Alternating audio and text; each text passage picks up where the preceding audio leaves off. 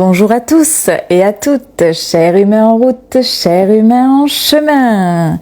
Alors je suis super contente de vous retrouver aujourd'hui pour aborder un sujet, encore une fois, qui me tient fortement à cœur et qui est la mission de vie. Quels sont les indices qu'on peut trouver dans notre vie pour trouver justement notre mission de vie? Alors, pour vous dire la vérité, moi le mot mission de vie, je sais que c'est un mot qui parle à beaucoup de personnes dans le monde, plus ceux qui sont ouverts à la spiritualité, on va dire. Mais moi, c'est pas forcément un mot que j'aime employer. Pourquoi ? Parce que derrière le mot mission, je trouve qu'il y a quelque chose énergétiquement qui résonne avec un peu cette image du sauveur, comme si on devait sauver le monde. Et c'est pas une image, c'est pas quelque chose qui me plaît vraiment, déjà d'une. Et de deux, parce que mission de vie, derrière, moi j'entends une mission unique. Et je pense qu'on a plusieurs vibes, plusieurs possibilités déjà, et plusieurs couleurs dans notre vie, dans notre chemin de vie.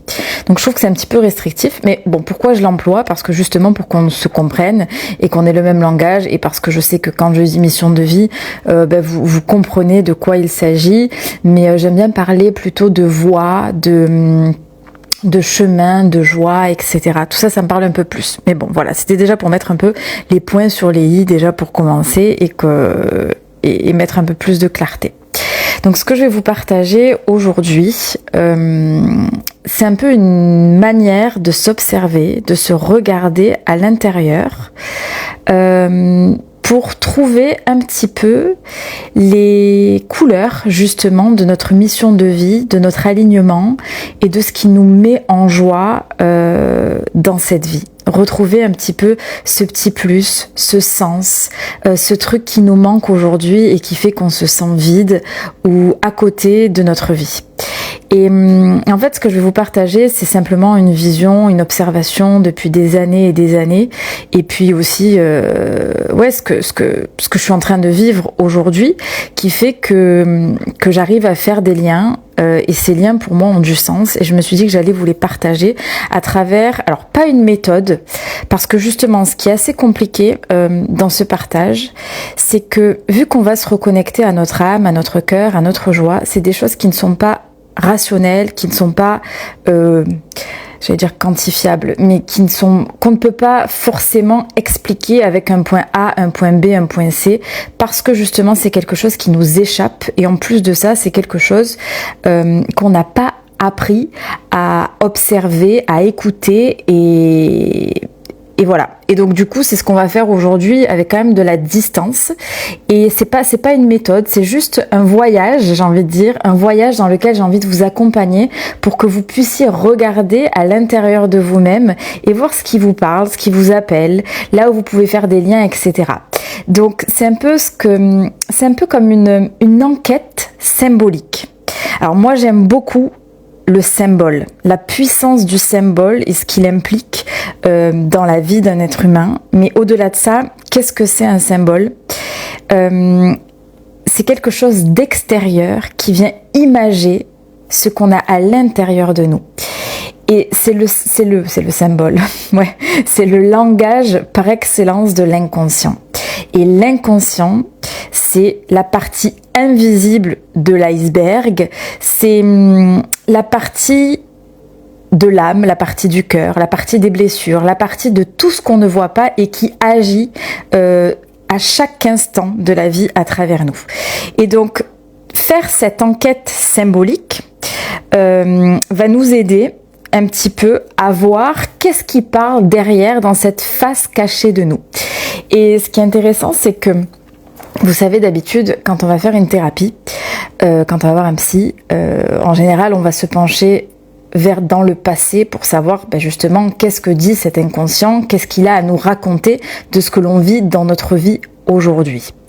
Et en général, on y va pour quoi ? On y va pour aller soulever un peu la caca, les blessures, ce qui fait mal, et pour voir pourquoi on est dans ces cycles répétitifs.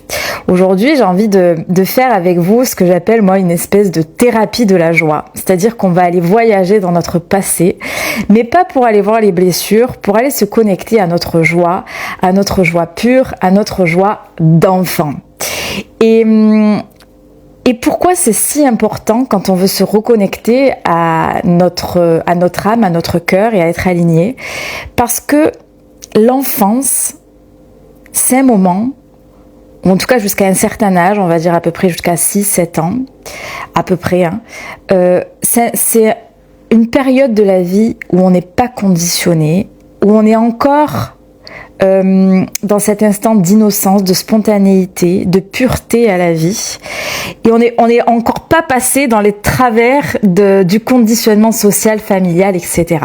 Donc on est dans quelque chose de pur et dans cet élan naturel où on écoute justement notre joie. Il n'y a pas de réflexion à se dire « Ah ben je vais faire ça parce que ça va me faire du bien » ou « Je vais faire ça parce que j'ai besoin de ça ». Non, il n'y a pas de besoin. Le besoin n'existe pas. Enfin, il y a des besoins primaires évidemment, mais c'est l'envie qui prime. Et nous aujourd'hui, on a envie, enfin vous avez envie si vous m'écoutez, de vous reconnecter à cette envie.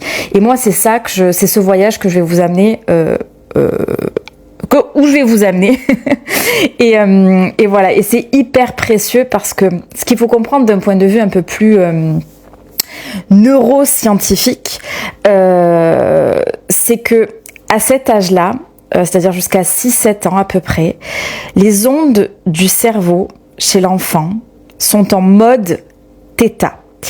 Et le mode θ, enfin les ondes θ, c'est les ondes dans lesquelles on se trouve quand on fait de la méditation, quand notre mental commence à se taire et à s'apaiser. C'est là où on rentre dans un espace beaucoup plus calme, un espace de silence, où on peut se relier à notre intérieur et donc à notre âme. Et ça, en fait, aujourd'hui, il y a plus de suspense, hein. On sait le pouvoir de la méditation, voilà. Et d'ailleurs, ça explose de plus en plus. On commence à écouter un peu ces pratiques, enfin un peu beaucoup, parce que on est dans un monde qui court partout et aujourd'hui, on a profondément besoin, en tout cas pour la plupart des humains, de se reconnecter à notre intérieur. Donc voilà pourquoi, moi aujourd'hui, j'ai envie de vous reconnecter à cet intérieur, mais en voyageant dans le passé. Bref, c'était l'intro la plus longue du monde, mais en tout cas, c'était pour poser vraiment les fondations. On va aller voir un petit peu dans l'adolescence, mais l'adolescence aussi, on commence à être un peu conditionné. L'adolescence, on commence à être un peu conditionné, donc ça marche moins, mais ça sera à vous justement de voir ce qui est de l'ordre du conditionnement et ce qui est de l'ordre du cœur. C'est ça en fait c'est ça aussi, j'en profite pour vous préciser que ce que je vais vous partager aujourd'hui, ça va être à vous en toute autonomie de vous regarder et de faire un petit peu le tampon et le discernement entre ce qui vient vraiment du cœur et ce qui peut venir de votre conditionnement. Donc ça demande un travail d'écoute et surtout d'observation et surtout de sincérité. Voilà. Donc on va commencer en fait. On va commencer par moi quelque chose que je trouve qui est très parlant. C'est quel métier. Donc ça va être notre premier point, ok. Quel métier vous vouliez faire quand vous étiez enfant? Donc je vais m'expliquer. Pourquoi le métier? Pourquoi écouter cette part-là de nous? Pourquoi écouter ces indices-là? Parce que dans les métiers, il y a une vibration derrière, il y a une symbolique de ce que dit notre âme. Et encore une fois, on va mettre de la nuance parce que vous allez me dire, et c'est très juste, que à cet âge-là, on s'identifie à l'extérieur. Et c'est tout à fait juste parce qu'on s'identifie aussi pour construire notre identité. Et c'est là où je vais vous demander de vous regarder parce que, en effet, quand on était petit, on pouvait, à un moment donné, je sais pas, on avait peut-être envie d'être maîtresse ou prof des écoles parce que maman était maîtresse.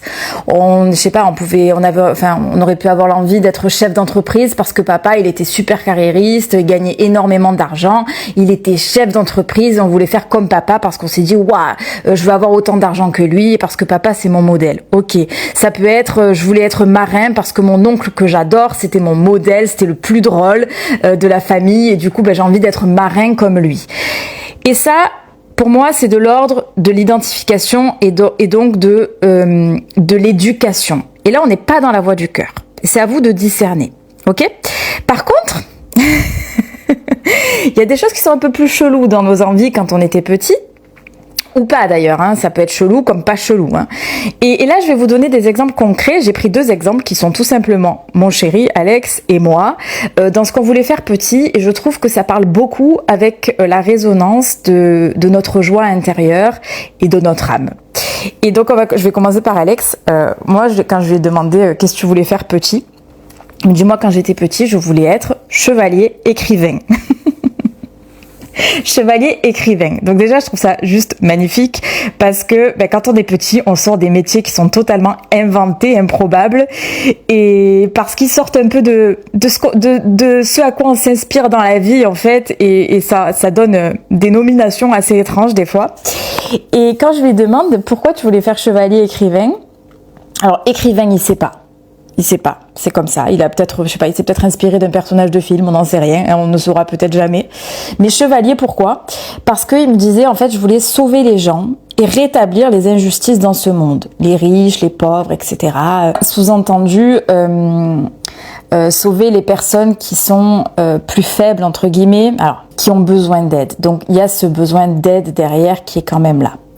Et on pourrait se dire, ok, on s'arrête là. Et en fait, on va pas s'arrêter là parce qu'aujourd'hui, c'est quelque chose qui ressort très fort chez lui, le fait de contribuer dans le fait d'aider. Aider les autres, être utile à l'autre. Et ça, je sais, et je pense que beaucoup de personnes qui me suivent, vu qu'on rentre en résonance, ont ce besoin de contribuer et d'aider les autres. D'être dans le soin, d'être dans l'apport de quelque chose, même dans la transmission, bref, dans le fait d'aider, dans un sens plus général du terme. Sauf que aider, ça veut tout dire et rien dire. Ce qui va être intéressant, c'est l'énergie dans laquelle on a envie de le faire et la couleur unique dans laquelle on a envie de le faire. Et aujourd'hui, Alex, quand on regarde un peu ce qu'il veut faire et ce qu'il a fait, d'ailleurs, il a été militaire pendant quelques années, il est sorti de là parce qu'il a eu des accidents, etc.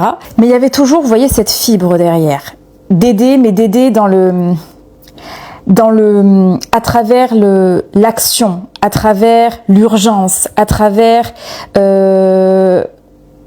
même le corps, j'ai envie de dire, que le corps soit en action, parce qu'on peut aider tout simplement aussi juste en faisant des formations, vous voyez ce que je veux dire ?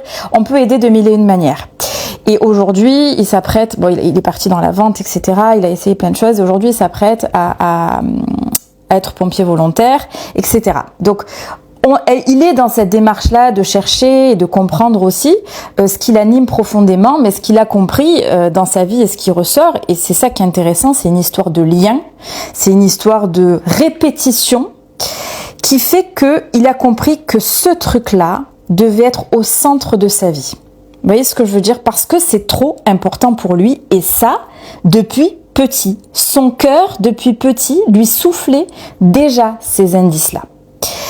Ensuite, moi, je vous ai pris comme exemple moi-même. Je suis en train de regarder que ce soit pas trop long. J'espère que c'est clair. J'ai énormément à dire sur ce sujet. C'est pour ça que ça sera sur plusieurs épisodes certainement. Mais aujourd'hui, on reste dans le passé, dans le voyage en enfance. Et donc moi, en ce qui me concerne, quand j'étais petite, pour que vous ayez plusieurs exemples en fait, pour que vous puissiez aussi introspecter à travers votre histoire et votre enfance. Moi, quand j'étais petite, j'ai voulu être animatrice télé. J'ai voulu faire des comédies musicales. J'ai voulu être, un peu plus tard, j'ai voulu être philosophe, psychologue, commissaire. Et moi, je trouve que c'est très intéressant parce que pour les personnes qui me connaissent et qui me suivent aujourd'hui, donc c'est peut-être votre cas si vous m'écoutez, je sais pas si vous voyez dans mon travail, dans ce que je partage, un petit peu toutes les couleurs de tout ça.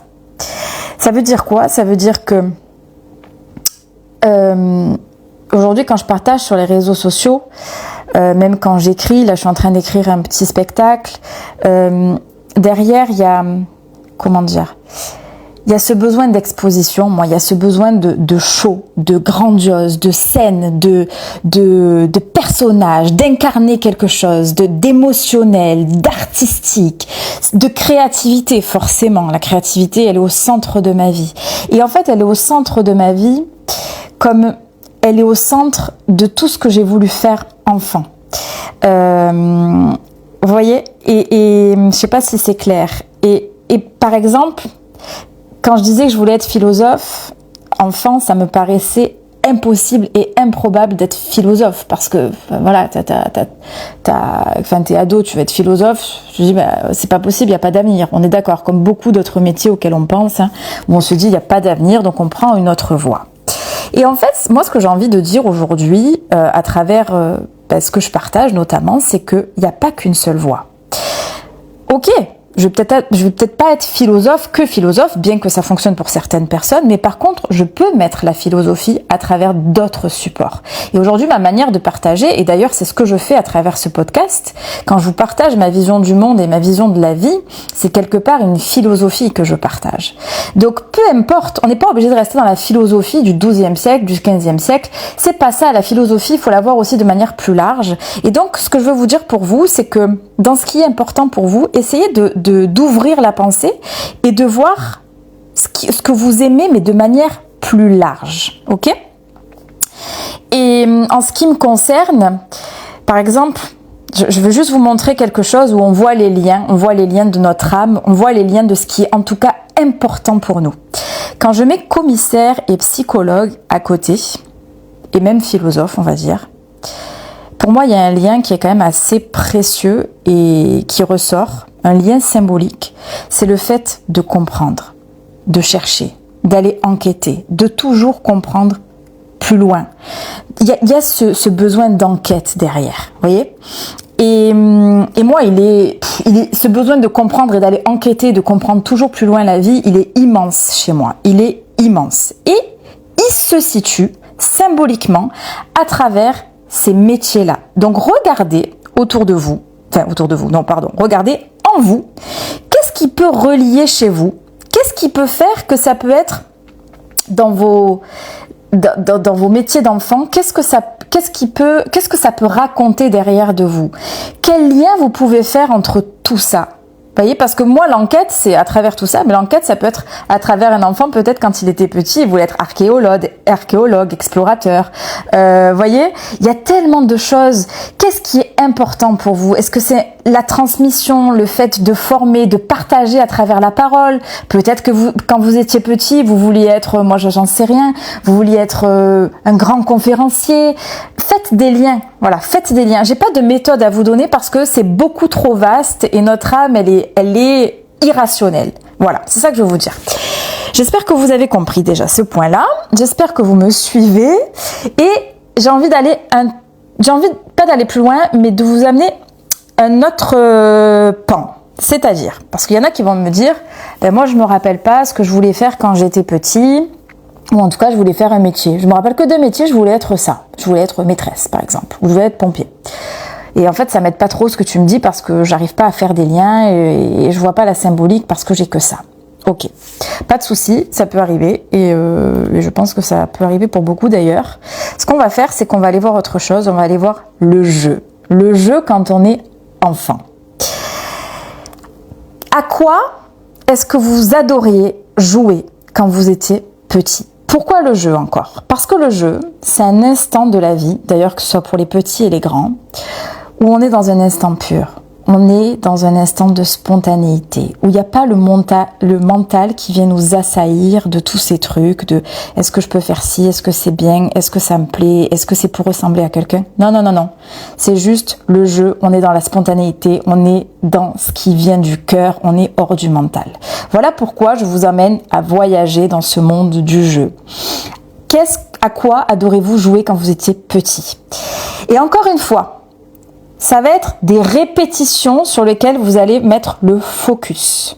Parce que moi, quand j'étais petite, par exemple, je vous parle encore de moi pour que ce soit plus clair avec un exemple. Quand j'étais petite, j'adorais jouer, alors au Barbie, etc., on est d'accord, le cliché, mais j'adorais jouer par exemple, j'ai une période, j'adorais qu'on me filme, on faisait ça avec des copines, soit on faisait des clips vidéo, soit on faisait des genres... on animait des émissions de télé. Je sais pas, on est un peu de la même génération, j'imagine. Je sais pas si vous connaissez Séverine Ferrer. Séverine Ferrer, c'était l'animatrice star des années 90 et elle animait une émission qui s'appelait Fan 2. Et moi, j'étais fan de cette émission. Parce que c'était l'époque en plus des boys bands et j'adorais les Worlds Apart, tout ça, bref. Et en fait, tous les samedis matins, je crois que c'était tous les samedis matins, j'ai encore le jingle en tête avec les petites étoiles et tout de l'émission, je me rappelle. Et en fait, j'adorais cette fille et en fait, je la refaisais. Et j'adorais ça et moi, j'ai toujours adoré en fait être dans ce côté-là. Ce côté-là de l'exposition, le côté un peu star, le côté un peu Hollywood et même, je me rappelle à un moment donné, qu'est-ce que je faisais aussi avec mes copines, on se prenait des photos de mode, on s'habillait et on se prenait plein de photos, après on les imprimait et on faisait des albums photos. Donc tout ça pour dire que derrière, dans mes jeux à moi, il y avait quand même encore un lien, une répétition de ce besoin d'être exposé. Alors c'est marrant parce que là je viens de dire besoin. Alors ce qui est marrant, c'est que, alors c'est intéressant. À l'époque, c'était peut-être un besoin parce que j'avais peut-être besoin d'être reconnue et validée. Aujourd'hui, c'est un kiff et c'est une envie. C'est vraiment, je partage parce que je m'amuse. Vous voyez ce que je veux dire? Déjà là, il y a une nuance qui est chouette, c'est que reconnectez-vous à vos envies et à vos jeux de ce que vous adoriez faire quand vous étiez enfant. C'est pas le jeu qui était à la mode à ce moment-là. C'est pas parce qu'à un moment donné vous avez joué, vous vous êtes inscrit au baseball parce que c'était la mode, parce que votre copain a fait ceci, parce que votre copain s'est inscrit au baseball. Du coup, vous avez suivi le truc et là en fait ça compte pas.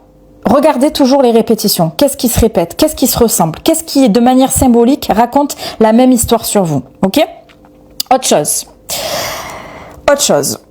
Pour essayer toujours de vous orienter plus vers votre cœur, on va sortir du jeu et je vais vous demander quel était votre héros, votre héroïne, ou peut-être même votre personnage ou votre jouet préféré. Ça peut paraître totalement stupide ce que je vous dis, mais ça a vraiment du sens pour le coup. Hein. Ça a un sens irrationnel pour les plus rationnels, mais très rationnel pour les plus irrationnels. Non, vraiment, ça a vraiment du sens. Pourquoi? Parce que là, on se connecte à quelque chose qui est à l'intérieur de vous. Et c'est ça que d'ailleurs, là où je vous emmène, c'est que pourquoi votre héros préféré, votre héroïne, votre personnage, ou votre jouet préféré même, parce que derrière, là où on va se connecter, ça a quelque chose de fort en vous. C'est pas le jouet à la mode d'un instant. Encore une fois, la mode, c'est éphémère. Si vous vous en rappelez aujourd'hui de ce qu'était votre jouet préféré, votre héros ou héroïne préférée, c'est que vous avez établi avec lui une connexion qui est très forte. Et encore une fois, je vais vous demander d'observer tout ça parce que on peut avoir établi une connexion très forte avec un héros ou un personnage parce qu'à un moment donné de notre vie, ce personnage a beaucoup compté pour nous. Il a remplacé peut-être quelqu'un, un manque, il a comblé un vide, il a été cette identification dont on avait besoin à ce moment-là. Donc, il y a quelque chose qui est juste là-dedans, je pense, un peu pour tous, parce que ça raconte aussi notre histoire. On ne s'identifie pas pour rien à quelqu'un. Et je vais vous parler de mon chéri d'ailleurs, parce que je trouve que c'est très parlant. Son héros lui préféré quand il était petit, et encore aujourd'hui d'ailleurs, c'est Spider-Man. Il est à fond, il adore Spider-Man. Pourquoi Spider-Man?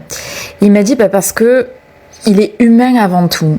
Parce que il est prêt à sacrifier sa vie pour sauver les gens.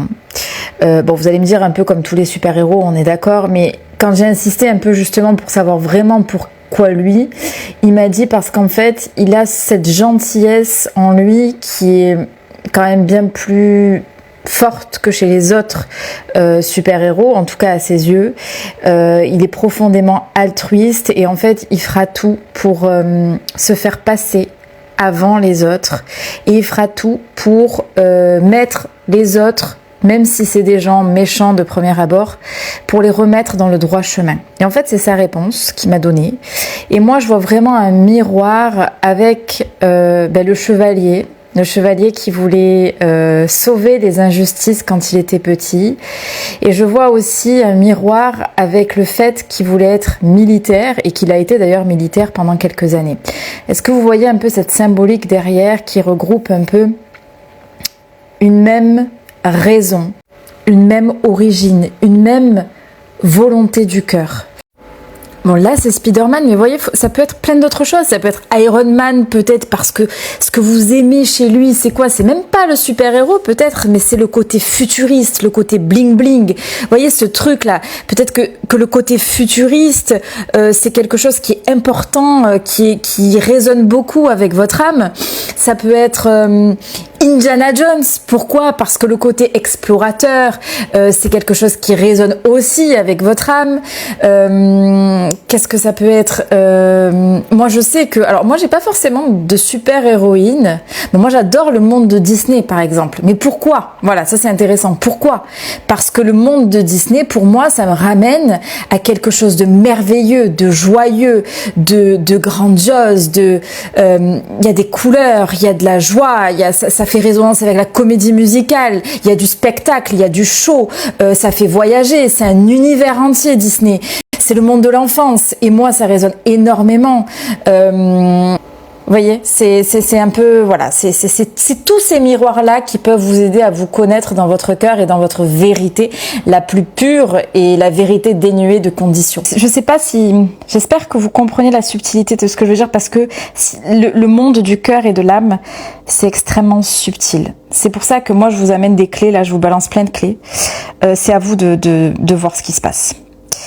Et vous voyez, c'est moi si mon jouet préféré à l'époque c'était Barbie. Vous allez me dire ouais mais Noémie c'était toutes les Barbies, on a grandi toutes avec des Barbies et 80% des filles. Oui, mais quelle Barbie? Quelle Barbie était ta Barbie préférée? Est-ce que c'est la Barbie nature? Est-ce que c'est la Barbie top modèle? Est-ce que c'est la Barbie, je sais pas moi qui fait de la cuisine? Est-ce que vous voyez ce que je veux dire? Derrière, ça parle de nous, mais d'une immense subtilité en fait. Et c'est là où ce que je vous redis encore, je vous l'ai répété 10 fois, c'est à vous de différencier si ça vient du cœur, si ça vient de l'éducation, si ça vient d'un contexte, si ça vient d'un besoin à ce moment-là. Pourquoi vous avez, c'est ça, la question à se poser, c'est pourquoi vous avez construit ce lien, cette connexion émotionnelle qui est si forte aujourd'hui avec ce personnage, avec ce jeu, avec toutes ces choses de l'enfance qui font que ça a touché votre cœur. Voyez, parce que ça peut venir de plusieurs origines. J'espère que je ne vous perds pas et j'espère que c'est clair. Voilà, donc la conclusion de ce premier volet de la mission de vie, des indices que l'on peut trouver pour se réaligner à notre cœur, c'est moi ce que je vous inviterai à faire, c'est de faire un espèce de brainstorming, de mettre un peu tous ces indices là, tout ce que je vous ai donné, toutes ces pistes, et de regarder un petit peu la symbolique de tout ça. Qu'est-ce qui fait que tout ça c'est un peu de la même famille finalement, vous voyez ? Moi, quand je vous montre un peu ce côté chaud, scène et artistique, on voit à quel point ça se répète, moi, dans ma vie, tout ça. Donc, prenez, mettez sur papier ou sur ce que vous voulez et mettez-vous un peu dans la posture d'un analyste du cœur. Voilà, disons que vous êtes un analyste du cœur. Mais un analyste, attention, parce que justement, on est dans quelque chose de très paradoxal dans ce que je viens de dire entre l'analyse et le cœur. Ça va vous demander à prendre de la distance, de la hauteur. Voyez ça un peu comme un schéma que vous faites. En dézoomant. Partez pas dans quelque chose de très mental. Dézoomez de votre brainstorming et du plan que vous êtes en train de faire et regardez avec vraiment de la hauteur, dans une vision un peu macro de tout ça. et de vous dire, ok, qu'est-ce qui se répète? Qu'est-ce qui est important chez moi? Et vous allez voir, je suis même sûre, quand vous allez commencer à mettre de la lumière, vous allez observer ce qui est important pour vous, vous allez faire des liens naturellement, vous allez vous connecter à quelque chose qui est important pour vous. Donc observez, commencez pas à mentaliser. Si vous mentalisez, vous sortez de votre cœur. C'est vraiment quelque chose qu'il faut comprendre et qu'il faut vraiment intégrer. Si vous mentalisez, vous sortez de votre cœur, et aujourd'hui on cherche à se reconnecter à votre cœur, et je pense que c'est ce pourquoi vous m'écoutez aussi, parce que moi le cœur, l'intuition, c'est quelque chose qui est essentiel à ma vie, et voilà, j'ai appris et j'apprends de plus en plus à l'écouter. Donc si je peux vous apporter des pistes, c'est vraiment, vous savez même pas comment ça me comble à moi de vous apporter cette perspective de la vie, parce que c'est vraiment la plus belle à mes yeux. En tout cas, c'est celle qui nous amène vers les plus belles décisions. Donc voilà. Donc écoutez, j'espère que je vous ai pas perdu vraiment. Dites-moi-le en commentaire si c'est clair. N'hésitez pas à me poser des questions en commentaire, en privé, en ce que vous voulez, la manière qui vous appelle le plus. N'hésitez pas à partager, à liker ce podcast pour qu'il aille le plus loin possible dans tous les cœurs. Voilà, je vous fais plein de gros bisous. Je vous aime fort et je vous dis à très vite. Mouah.